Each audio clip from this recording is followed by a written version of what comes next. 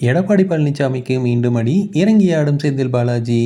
அதிமுக மாவட்ட நிர்வாகிகள் திடீர் விலகல், திமுகவில் 50 பேரோடு ஐக்கியம்.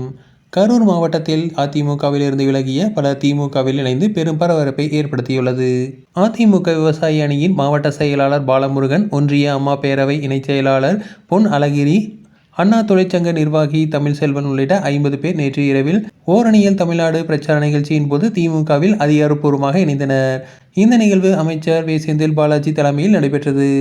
அதேவேளை முன்னாள் அமைச்சர் எம்.ஆர். விஜயபாஸ்கரும் அதே மாவட்டத்தில் அதிமுகவை சேர்ந்தவர்களை தங்களிடம் இணைத்து வருவதால் கரூர் மாவட்டத்தில் இரு தரப்பிலும் கட்சி சேர்க்கை நிகழ்வுகள் தேர்தல் பரப்புரையை மையமாக கொண்டு தீவிரமடைந்து வருகிறது.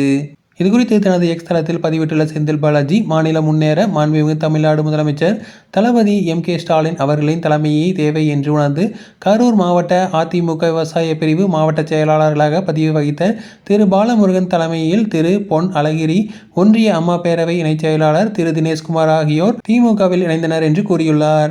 இதனால் எதிர்வரும் தேர்தலையொட்டி கரூர் மாவட்டத்தில் அரசியல் சூடு அதிகரித்துள்ளதாக கூறப்படுகிறது. தொடர்ந்து இது போன்ற செய்திகளுக்கு எங்கள் சேனலை சப்ஸ்கிரைப் செய்வோம்.